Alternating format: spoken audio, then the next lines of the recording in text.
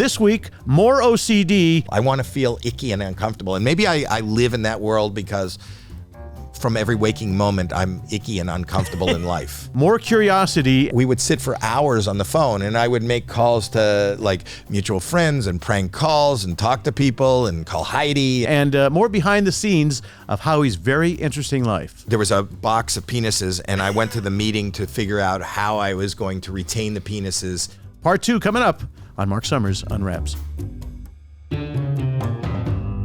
So fact or fiction, rumor I've heard, when you used to go on the road, and because of your OCD, and we're going to get into that, you would take tongs to pull back the bed sheets and order 25 towels and put them all over so you didn't have to walk on the carpet. Yes. All true. All true. But I had my own, I think my daughter bought me, I have a sleeping sack, so I don't touch any of their... You know, I could say it's kind of like a sleeping bag. Yeah, I had that as well. But then I would have to go wash that, and I didn't want to put it in the suitcase, so I stopped doing that.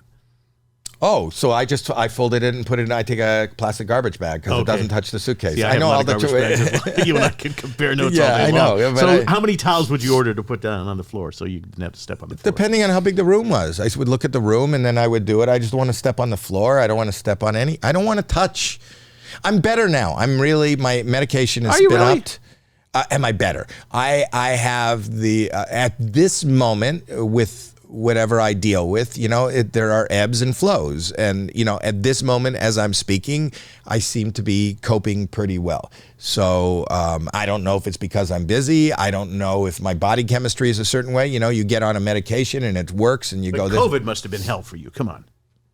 COVID was really hard for me because it's COVID. People would say, oh, now you're living in your world. But it was really hard because I always had, at least verbally, people around me going, don't worry, Howie. Nobody here is sick. Howie, settle down. Nobody is sick. They just coughed because they're choking on something. You know what I mean? And now everybody was sick. So, but not only that, because... For me, more importantly, it made me less busy. You couldn't be as busy. You couldn't. You were locked into your house. I'm not only locked into my house, I was locked into my world because, you couldn't shoot, you couldn't work. I couldn't work, and my family. Did you come here? Did you come to the office? Yeah. You did? Yeah. But alone. I'm alone in a 30,000 square foot warehouse. So I started doing a podcast. I started doing Howie Mandel Does Stuff with my daughter because my daughter, who also suffers from OCD and neurosis, and my grandchildren, they got locked away for 2 years. She wouldn't open the door and let them out. Didn't want them to be near me because I'm in my 60s. So in order to see my grandchildren, I had to climb a tree and look in a window. So we started phoning each other and we would sit for hours on the phone, and I would make calls to like mutual friends and prank calls and talk to people and call Heidi and do things. And my wife walked in one day and said, "What are you doing? And what's this for?" And I go, "What do you mean? What's it for?" Just for to pass the time. Yeah. And she said, "You should record it." And that became Howie Mandel Does Stuff.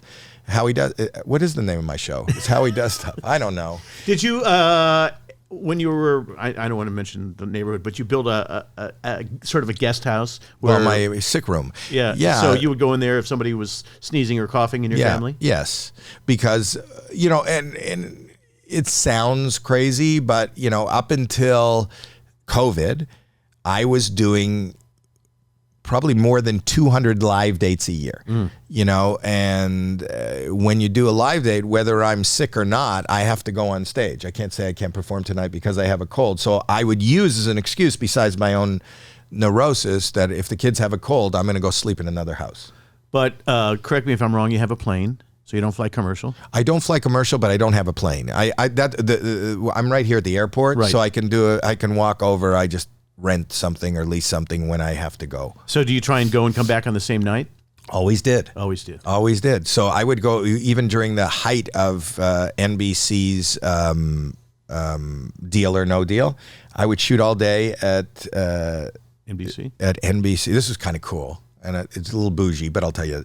Anyway, I would shoot not at NBC. We would shoot at CBS Television City. Oh, yeah. And I would shoot till I'd have an 8 o'clock show every night at the MGM. So you'd fly at I would shoot at 6 o'clock? I would say good night to the Deal or No Deal audience. Run up the stairs to the roof. Get on a helicopter. Oh my. The helicopter would fly over here to Van Nuys. It would land. I'd get on a plane, fly to the MGM, do my show, 8 o'clock show, be finished by 9:30. Get on the plane, land back here, and be home. And in the morning, I would take the kids to school every day, and then go back to Deal or No Deal. Yeah. Not a bad life. No, it was cool. I felt like Jew Bond, not James Bond. So let's get into this a little bit. Your mom had OCD? Has? I don't think so. No? No, I don't think so. She was a germaphobe, but I don't think she had OCD.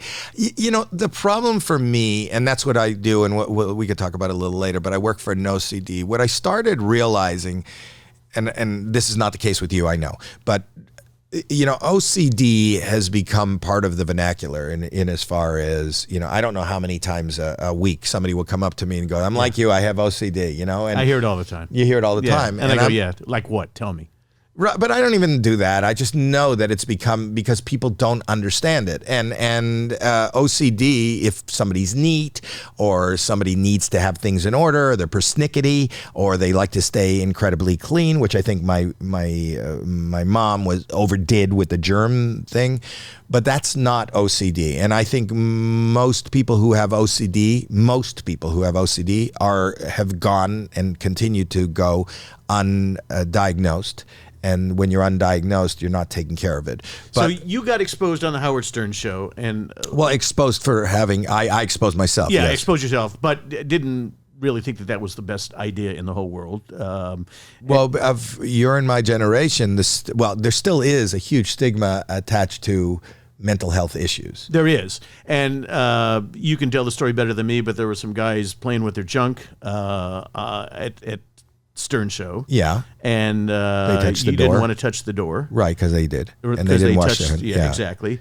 And the story was that it was. I thought they thought it was funny when I was leaving. I said somebody I couldn't touch it, and when I tried to pick up a Kleenex to touch the door, they pushed the Kleenex away, and I started to have a panic attack, and which just feels like a heart attack. I couldn't breathe, and I thought I was going to pass out. And in that moment, I said to Howard and everybody in the room, I know this is funny, but you're gonna have to call 911 because I have an issue. I have something called obsessive compulsive disorder. I'm on medication. I see a psychiatrist. Please just open the door now. Open the door. I'm going to pass out. And they opened the door.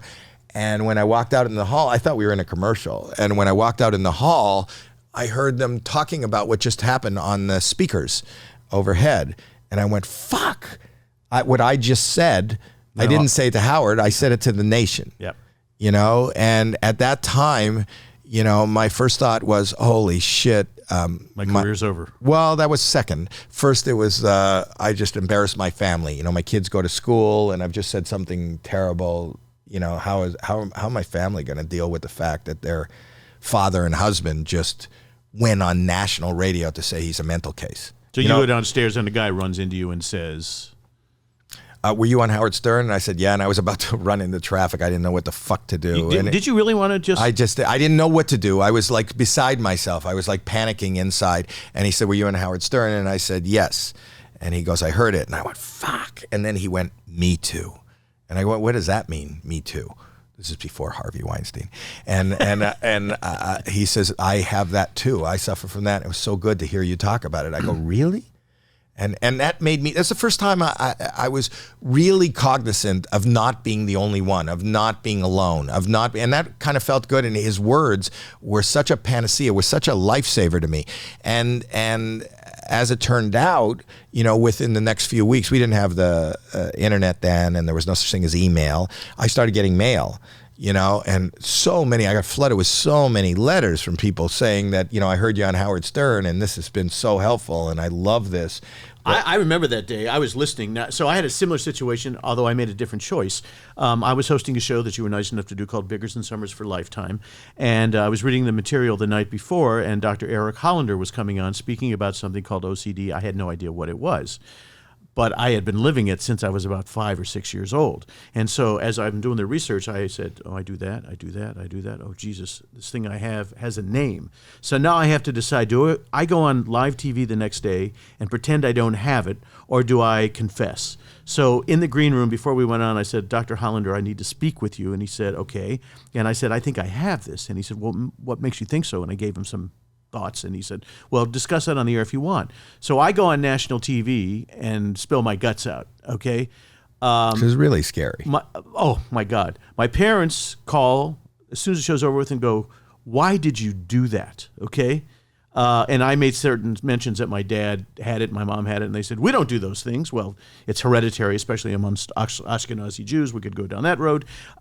Next thing I know, I'm on the Today Show, I'm on Howard Stern, I'm on Oprah, discussing this. Now, I wrote a book called Everything in Its Place, and the best thing I've ever done in my career at age almost 72 is when people come up to me and say, you changed my life. When I read your book, I realized what I had, and now I'm better because I'm on medication. Okay, now, I was the national spokesperson for 3 years for the OCD Foundation and Solvay Pharmaceuticals. You're now doing something with a company called NoCD, which is an app.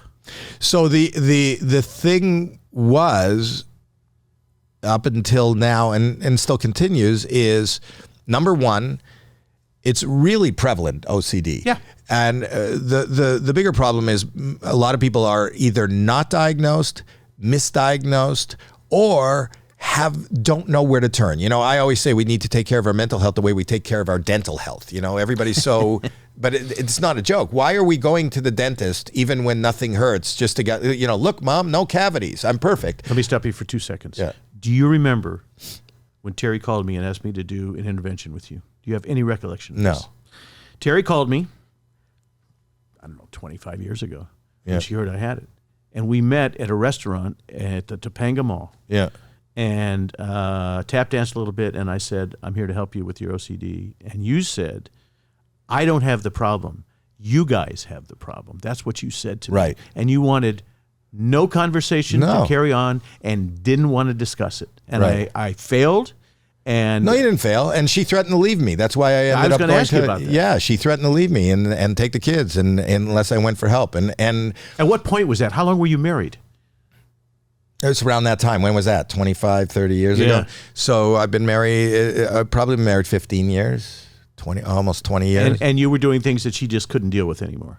Well, because, you know, it was all about, as my therapist told me, you know, before we came up with the coping skills, you know, nobody has to live in your world. You have to figure out how to live in everyone's world. This is not, you know, and I would make things, whether it was building, you know, a separate place for me to go, or forcing my kids to wash their hands for the 4th time before we eat, or, you know, throwing out their shoes because they stepped in something. You know, I'm making life around somebody who deals with this, as much as it's hell for me, is hell for everybody that we come in contact with. My whole thing was neatness, and so we had rugs thrown all over the house. We used to live in Mountain View, and I would spend hours straightening the fringe.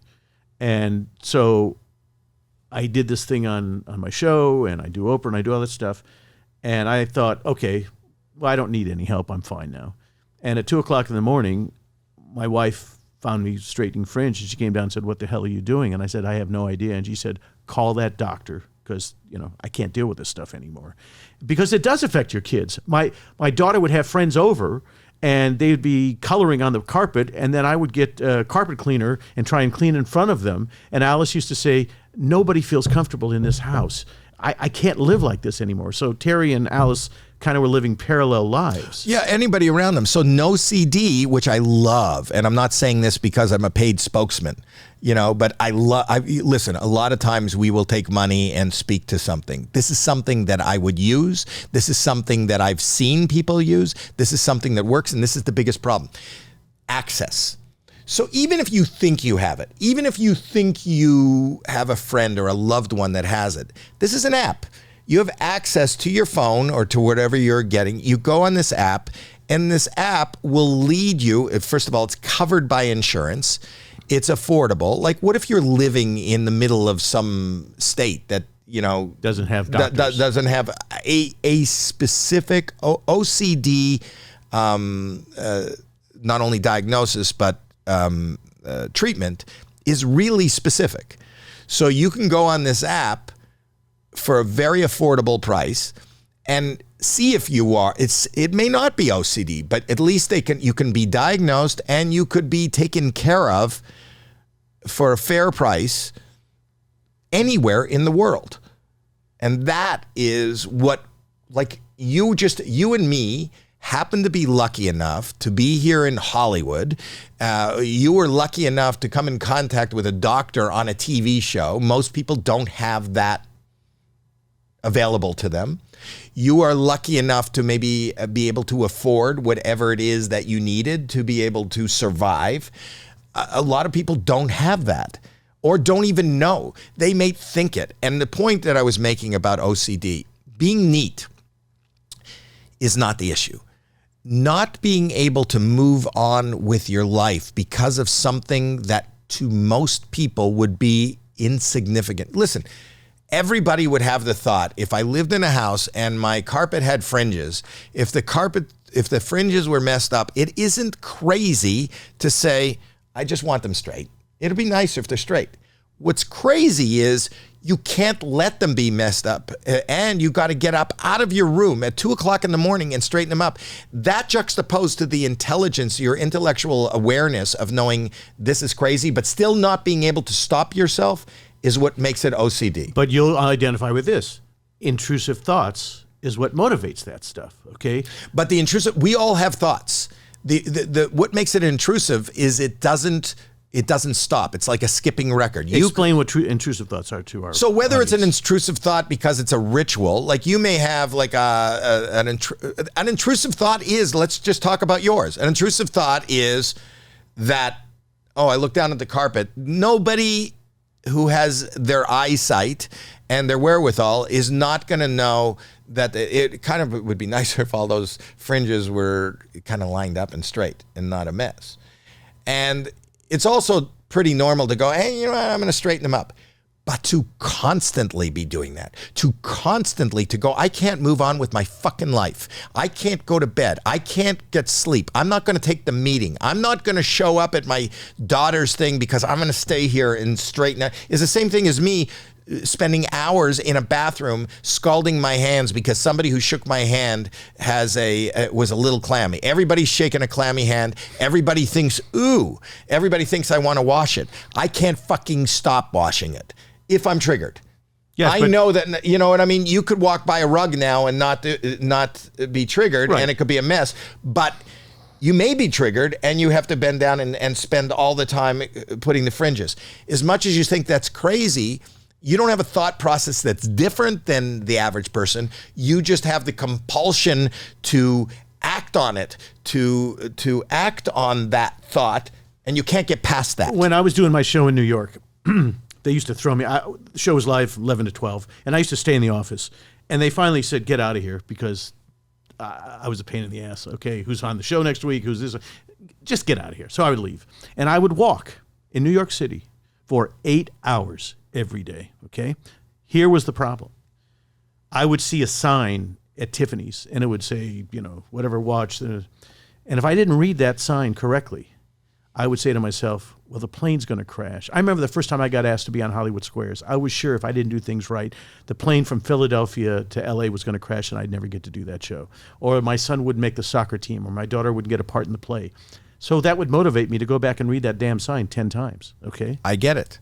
You did that same stuff, I right? get that exact same stuff. You have these weird, and that's not as much as that sounds like a weird thought, I would imagine everyone alive, anybody listening to this, anybody watching this, has had in the course of a day a bizarre thought. I just feel like as wacky thoughts as we've had. I think that in a lifetime, this is what I think. I'm not a doctor, and I'm wrong.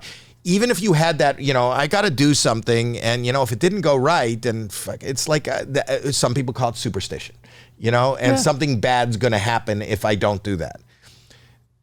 That's superstitious.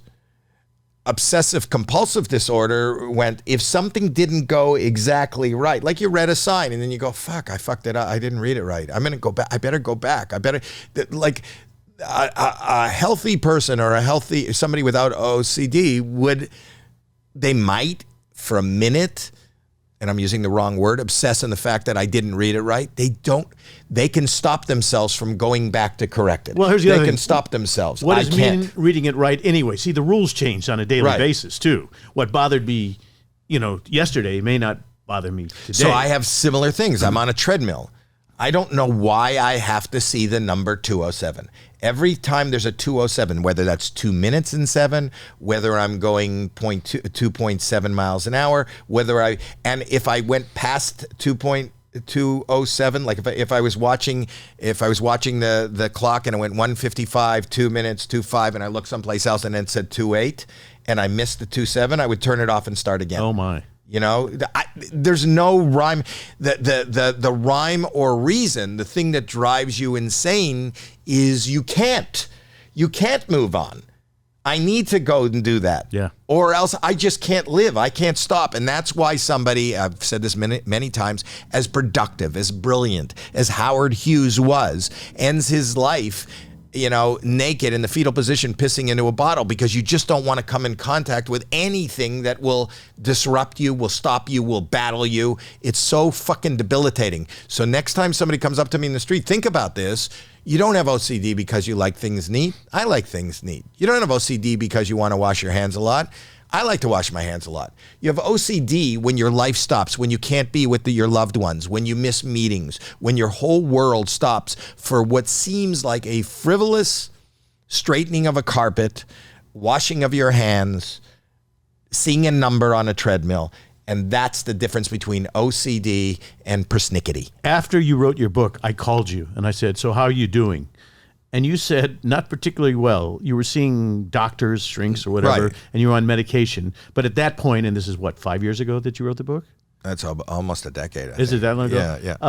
I always say now that I'm 82% cured, but I'll never be 100% cured. Where would you put your percentage of being cured? Yeah. 0. I don't think I'm cured. I think that in life, in everything that we do, it's a coping skill. So do I have coping skills, and am I able to get through, and is it difficult? Yes. Am I coping right now as I speak to you? Really well.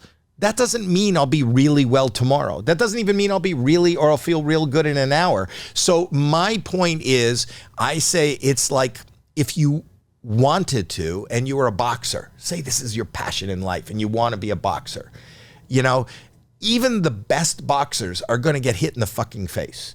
Even the best boxer is going to get knocked down and get up. I'm at the capacity right now where I'm not saying I wouldn't be out of breath.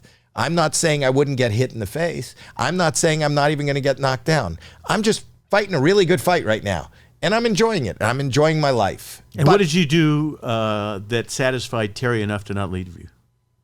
The first step was going to... Just getting help? Getting help, admitting it's not what I said to you. It's not, because you can make sense of these things. You really can make sense of the most, you know what? There are germs. You people are filthy. You need to wash up. I have to go on the road. I can't live in this house. This house is a mess. I have to straighten all these fringes. This just looks like a mess. Look at it. It looks like a fucking mess. Yeah. I'm just going to go down. What am I doing at 2 o'clock in the morning? Why is that terrible that I get out of bed at 2 o'clock in the morning? Who am I hurting by straightening the fringes on the carpet? I'm just making the place look neat. Is there something wrong with making the place look neat? No, we can make sense of our compulsion. But, I've always made sense of it. And who does it hurt that I have to see this number every fucking time I'm running? It doesn't hurt anybody. It's just a silly little thing. It's exhausting, though. Come on. I get why a lot of people who deal with what we deal with end up suicidal, end up stopping it. It's exhausting. It's a battle. It's dark. And that's why I'm thrilled to be a spokesperson for No CD. How's your daughter doing? She struggles. She really struggles. She's wonderful and probably the best parent I've ever seen in my life, far better than I was by example. Brilliant, great, caregiver. She's doing amazing, but she struggles. On medication? I think at the moment, maybe, I don't know. Behavior therapy? She does see a therapist. I don't feel comfortable talking about another person's. Okay, so about you, are you going to behavior therapy? Not at the moment. But you have. Yes, I have, and I'm medicated. And right now the medication's working, but our body chemistry consistently changes in life, so I'll probably have to up or change or do something else with the chemicals. So Dateline follows me for a year, okay? And wanted to see my transformation as I was working with Dr. Hollander. And my graduation was, they came to my house at 7 a.m. and asked me to leave and said, "You're not coming back until we call you." So they knew my, craziness in the house with everything had to be perfect. So I walk in my house at noon, and they've turned my living room into a studio. And the curtains that were perfect and the rugs that were perfect and the furniture is now a mess. And I walked in and my knees buckled. That's exposure therapy. Yeah, big time. Like I couldn't believe. And it took me a second to catch my breath. And as I'm talking, I'm thinking to myself, when are they leaving and how soon can I start fixing this place up? But my initial thing of exposure therapy was when the cleaning lady would come to the house, after she would leave, I would start cleaning immediately, okay? And redoing everything that they did. So first week I had to wait 5 minutes, the next week 10 minutes, the next week, until I had to wait like a week until I couldn't do it. So I was able to kind of get back in that mode. But when I think in my head what that was like when I walked in and saw everything topsy-turvy, it made me physically ill, okay?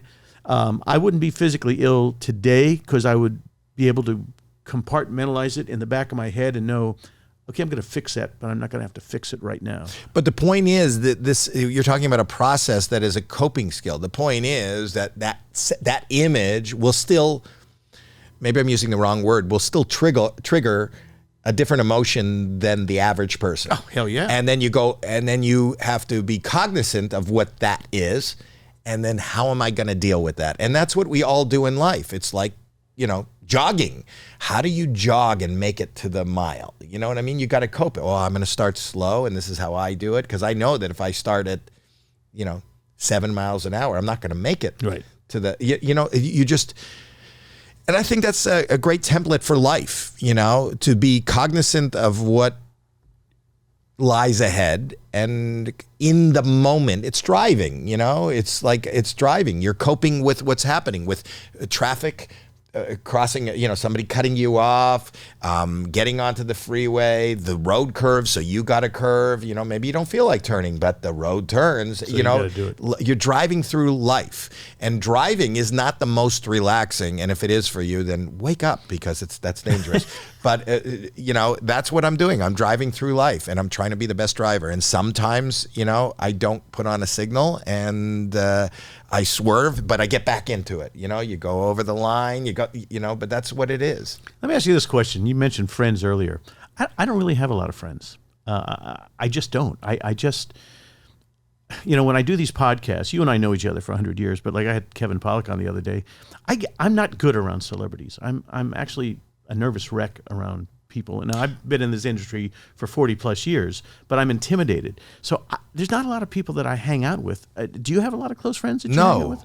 I don't hang out with anybody. I'm alone, and I feel just as intimidated around the plumber as I do around the celebrity. Really? Just human beings. It's just hard for me to, and that's why I need to be busy. That's even though you've given me a subject, to talk about, but I don't know how to make small talk. I don't know how to, I'll try to be entertaining for a moment, but that's a lot of pressure. So I like to, coming on and doing a podcast like I'm doing right now gives me a purpose to be talking and to be hanging with somebody. But outside of this, I don't. Or going to sell something or develop something or sit in the development meeting or go to do something with my kids gives me the purpose leads the practice. I'm not good just on my own, wandering around and trying to do, and I don't have hobbies. I don't have hobbies, never have. Is it true at one point you thought of quitting show business? Yeah, 2005. I was leaving show business. Because? I was. Well, it had run its course. I blew up in the 80s, and I'd done series and I'd done movies. I don't like movies. I don't like doing movies. Too tedious? The opposite. It's too, well, yeah, maybe that's the right word. You go sit in a trailer for 8 hours and then come out and somebody tells you where to stand, and then they give you a line to do, which is kind of out of context and it's nothing. And then they go, cut, go back in the trailer, going to relight so we can get it from another. And then a year later, somebody's cobbled together what you said. And then I just didn't like that. I love the immediacy and the electricity of stand-up comedy, and maybe even the, and what's happening in live TV or TV is easier for me to take, or doing something like this. So I didn't, what was the question again? About quitting show business. Oh yeah. So in 2005, I had gone from playing, up to arena size gigs into barely selling out clubs. I was sitting on folding chairs outside of casting offices, reading for 5 lines and under.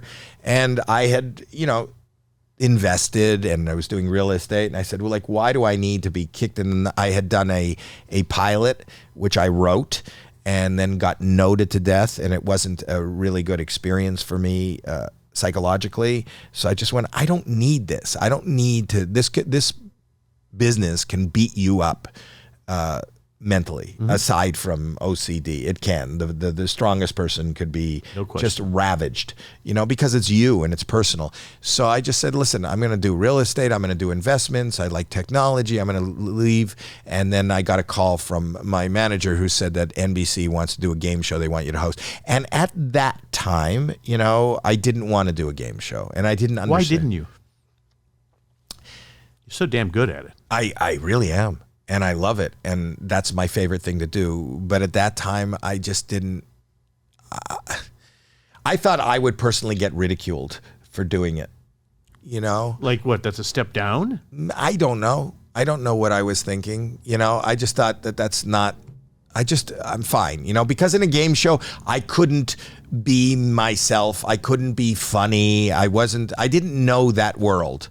I didn't know it at all. I did. What am I going to read from? I'm going to read trivia questions. I don't know what to do. Your show was it's all personality. But I didn't know that. So, and when they showed me Deal or No Deal, I thought it was a joke. I thought it was being punked, because what is the show? It's an hour of saying, open your case, pick a case, open your case. And exploded. And was it Terry who convinced you to do it? Yeah. I think she wanted me out of the house. I was going nuts. It's true. Seriously? And I was so embarrassed about it, because it was nothing that I flew to someplace in the Caribbean where they didn't have TV, to just not be here when it aired. And as it turned out, it exploded. Yeah. And nobody was more surprised than myself. And to date, having done series and having done movies and having done voiceovers, that's the biggest success and the most broad success that I've ever had, was Deal or No Deal. My audiences were always very compartmentalized. There was people who knew me from HBO to be a stand-up comic.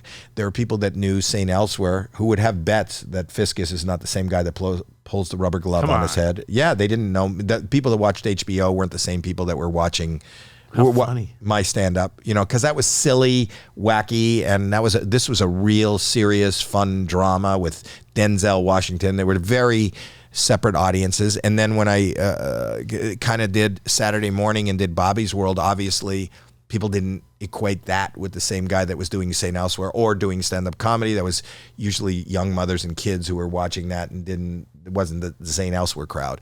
So when I did Deal or No Deal, that brought everybody together. And I talked about, that's the guy from St. Elsewhere. That's the guy who puts the glove on his head. That's Bobby, which we actually kind of dovetailed into the show a little bit.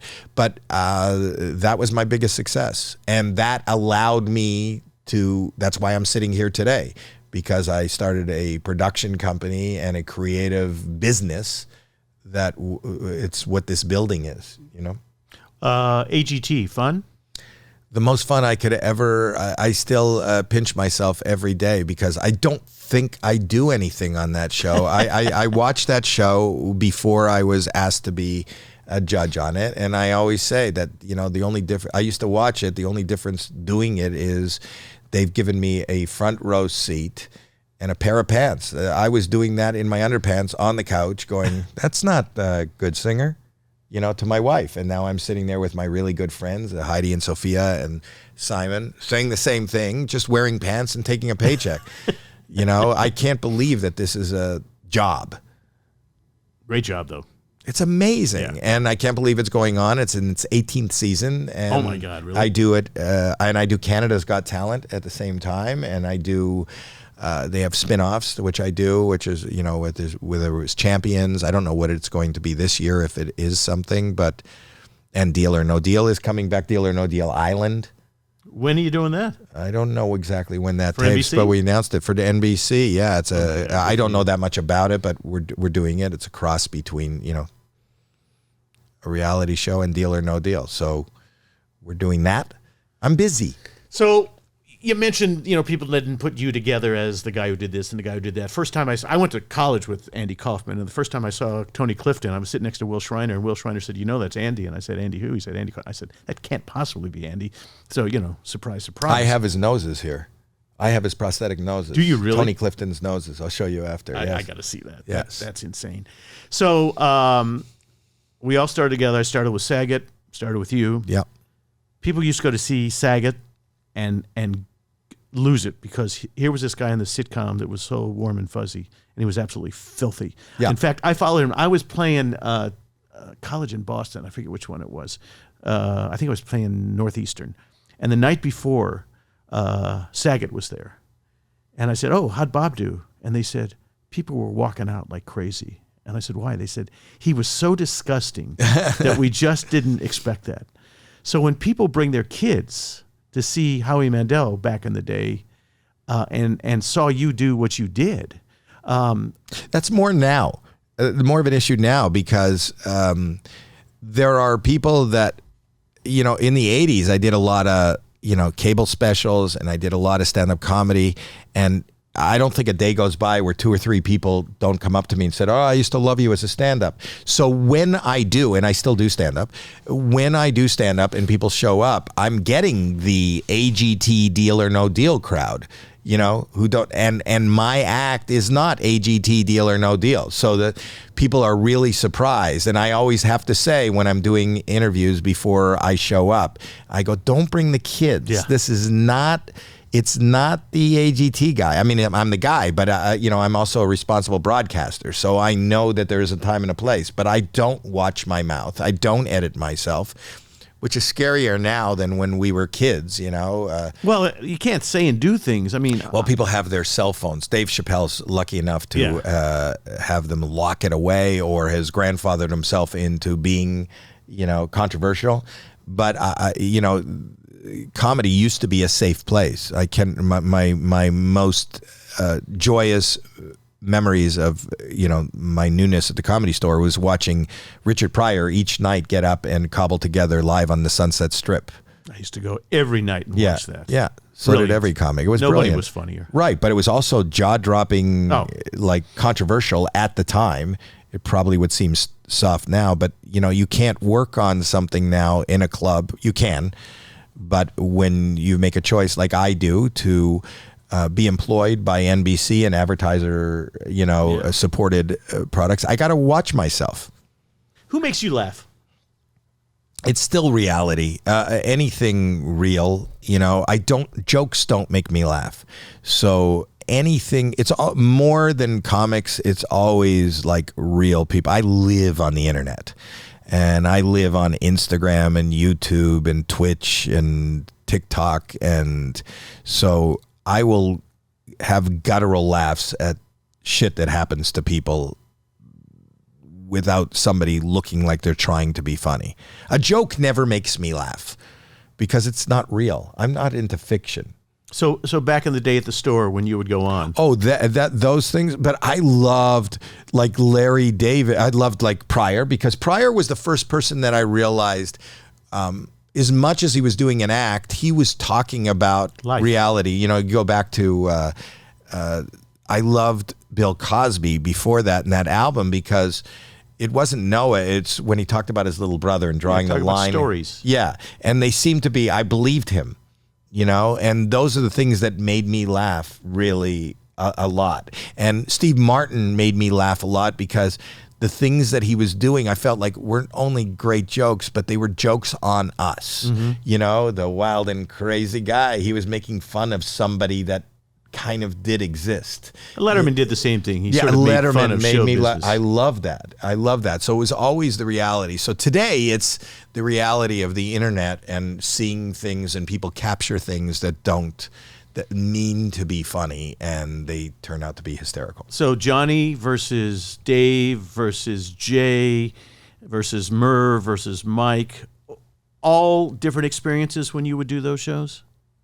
Yeah, you know that when we were kids, Johnny was the litmus test by anybody who was not in the business. If they didn't know you and you walked down the street and they said, "Oh, what do you do?" and you said, "I'm a comedian," they said, "Well, have you been on Johnny?" That's all that mattered. That's all that mattered. Yeah. So we had to get on Johnny. You have the best Johnny episode ever, which made me laugh. Which is, but it was all real. People think it was all made up. It just happened. Bert Reynolds. Yeah.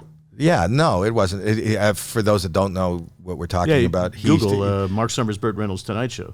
Oh my God, he was he really pissed off? He was really pissed off. And the next day, I was at a friend's house, Steve Binder, and he said, "I know Bert's publicist. You want me to call him and see what he said?"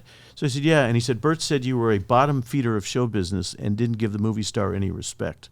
That's what he said. So he was really angry. And up until that, I thought he was a funny guy. That kind of turned me on Bert Reynolds as far as not having a sense of humor. At all. Yeah, I didn't, because he was one of the funniest guys. I remembered like tuning into the Tonight Show to watch him shave his mustache. Yeah. You know, and... I was terrified that night. People, Jay called me the next day. "Yeah, what's going on with you guys?" And I said, "Look, I had worked the Comedy Store for so long, and my whole goal in life was to be on the Tonight Show. And I wasn't going to let, this guy was a heckler, and I wasn't going to let him, take advantage of me. At one point... No, you handled it well. Well, thank you. He poured water on me, and what you guys never saw is when I poured water back on him, I got a standing ovation. The entire audience stood up and applauded me because they didn't like the way he was treating me. Right, absolutely. You were on it, you were great. It's probably one of the most seminal moments in all of television history, and people should Google it because it's how to handle yourself. It's being funny, it's being gracious, and dealing with... And that's what makes me laugh, and that's what I find so entertaining, because you could see that this is not planned. No. And those are the best moments. They're uncomfortable. I want to feel icky and uncomfortable. And maybe I live in that world because from every waking moment, I'm icky and uncomfortable in life. So, I go through, the list of shows that you've done. St. Elsewhere, Make Me Laugh, Muppet Babies, Bobby's World, your own talk show, Deal or No Deal. Was it disappointing that the talk show only lasted a year? Or did you feel you were qualified to do that? It was different? I felt I was qualified to do it. It wasn't a really good experience in the sense that, I was filling in for Regis. And then I got the call. I got a couple of offers at that. I blew up for daytime TV a little bit. And I wanted to follow in like Letterman's footsteps, who did the morning show. And I remember. And then ended up doing the night show. And I was a little bit outrageous for morning TV. And when I got that show, when they gave me that show, I said, "Oh, I can't wait to do it." And to be totally honest with you, I had an executive producer. Do you know who Kimber Rickerbaugh was? Oh, sure. Yeah, so she's... Love Kimber. I love Kimber. So Kimber is who I wanted to produce my show. And she had produced every HBO special that you loved from every... She knew how to work with comedians, and I felt like she was really in touch with comedy. She was really in touch. I think a larger portion of the daytime audience is female, so I love that she was I wanted to be produced by a woman who knew comedy. And they turned me down. They turned her down. They gave me a producer. I'm not going to mention the name, but they gave me a producer who didn't get me. And I was told and scared into the fact, "Howie, this is not like you think. This is daytime TV, and we want you to be successful." So I heard that. So the only thing that I got to do is I got to do it on the set of the Johnny Carson show. So I have his seats right there, Johnny Carson seats. So I did it in Burbank, I think in Studio 2 or whatever that was, where Johnny did his. That's where I did my show. They gave me that. They gave me a producer who didn't get me, didn't get comedy, and I did not enjoy, I wanted nothing more than to show up every day and have fun. And some of the comedy bits that I did, I was having fun. The writers that I worked with were fun, but it became more about interviewing and doing a cooking segment or interviewing a soap star that I've never seen the show and I had no interest in. And even though I was feigning interest in silly questions, I was not interested. I wanted to be me. I wasn't allowed to be me. They made me take my earrings out. I wore earrings at the time. Not that makes it, but that's a good symbolic thing about you're perfect, but don't wear this. And they had me wear suits, and I didn't want to. I'm not a suit guy. No. And even if you look at the first Deal or No Deal, they asked me to take my earrings out. I went, no. They wanted me to wear a suit. I wasn't even wearing I was a rebel. I didn't have a tie. I was just trying to be me, just trying to hang on to me again, and it's so frustrating that they wouldn't let you be who you are. But and then I realized that these are big corporate. They're putting I think it cost them tens of millions of dollars. I think these shows cost north of $20 million a year to put on every day, and I get it. And everybody who works at these corporations has to put their stamp on it, and they don't want to offend anybody, and they want to sell everybody. And there's different advertisers in every market, and you end up talking to every market. And I wasn't doing what I liked. But I was starting to get into it just as Paramount made a deal with Dr. Laura, which was a huge business deal. She was a big radio personality at the time. And, ultimately, show business is real estate, on these stations. So they had these time slots that I was in, and they gave them to Dr. Laura, and I was out.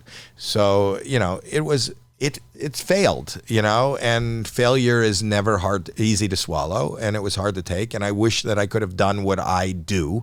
And that's why I love doing the podcast with my daughter, because for all intents and purposes, it is a talk show. Yeah. It is on video. Yeah. And millions of people are watching it. I was doing a special for PBS, and they said, 5, 4, 3, 2, 1. Please welcome your host, Marc Summers. And I walked out, and they said, stop tape. I said, can we see you in your dressing room? Okay, so I go in the dressing room. They said, show us your hands. So I put my hands down. They said, that ring is not PBS. Take it off right this minute. And I thought, are you kidding me? People are watching television, and you think they're going to turn it off because that ring is too ostentatious. And so I've been down that road. I think all of us who have been on television have had bosses who thought they knew better, and 9 times out of 10 they don't. And those shows, the show I did, I won't mention the one it was the lowest rated version of that program in the history of PBS. Was that because of me, or was it because the person who was building the show turned it so upside down and changed the format? I guess we'll never know. Well, that was the experience that I had on my talk show, because so many times, because of my ADHD and because of who I am, something would crash in the middle of the show, and I'd go, oh, let's stop for a second. Let's see what this is. And then, walk over to the cameraman who tripped and talk to him on the thing. And they go, cut. I go, don't cut. No, don't cut. Don't cut. That's real. This is what makes it me. This is what makes it real. This is what happened. And ad nauseum, I was saying, don't cut. Yeah. I was the whole time, cut what? Your pen rolled off the desk. So fucking what? Yeah, who cares? And if you're watching the pen, we don't have a show. So I was this clean-cut version of what they thought, Howie Mandel is. And I am a clean-cut guy. I mean, I'm not a big rebel, but I couldn't live within the confines of what they were trying to do. Bald, or do you shave your head for health reasons? I shaved my head originally for a part in a movie, which I thought was going to be kind of funny. And then when I had my head shaved, it felt really clean. I mean, that the first thing that when you think you need a shower is you feel like your hair's a little oily or it's a little... So this felt so clean, I could soap it. So that's why I kept it. At this point, I don't think I can grow it back. Really? I feel where my hairline has receded. It receded after. I probably would shave my head now because I'm balding, but I didn't shave it originally because I'm balding. Interesting. You didn't finish the story about how the penises made it to Canada, or did they never make it to Canada? No. So what happened was the penises there was a box of penises, and I went to the meeting to figure out how I was going to retain the penises and get them into the dolls all got into the country, but the penises didn't. So that's why I was down here. And it never happened. And somebody who knows me and has been my friend from day one got me this. Because I don't think they exist anymore. I don't know if you could look up, but it was the Uncle Sherman Flasher doll. I will check it out. Yeah, but that's the beginning of my career. You've always come through for me. Whenever I've called, whenever I've asked, you've always been super kind. I have the utmost respect for you because not only are you very talented, but you're a hell of a businessman. And I wish I knew 1/10 of what you know in that world. I want to hug you, but I know you don't. Don't hug me. That's a hug. To tell me just verbally you want to, and I want to hug you back just verbally. Wow, yeah, what a hug. We know that's not good for both of us. No. Although I don't mind. When contestants come up to you, I see it occasionally on AGT and stuff. How do you deal with that? I deal with it. It's life. As we talked about earlier, they don't have to live in my world. I have to live in theirs. And when somebody extends their hand and they go, sorry, don't apologize. There's nothing wrong with you. There's something wrong with me, This has been great. I love you, man. I love you too. Thank you. Howie Mandel, Unwrapped. We'll see you next week. Marc Summers Unwraps is a production of Believe Limited, created by me, Marc Summers, and Jessica Richmond. Produced by Keith Korneluk and Jessica Richmond. Executive produced by Patrick James Lynch and Ryan Geelan. Post-production support from Joshua Sterling Bragg and Believe Limited. Don't forget to subscribe or follow the show on your favorite podcast player. And if you really love it, why don't you leave us a rating and a review? Thanks for listening, and we'll see you next time on Marc Summers Unwraps.